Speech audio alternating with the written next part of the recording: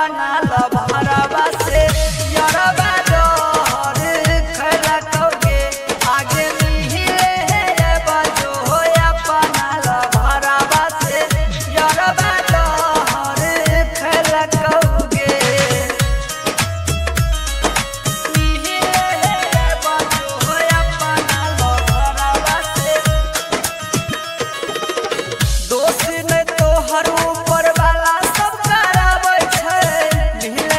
पगली तो हर याद बहरी आवे छे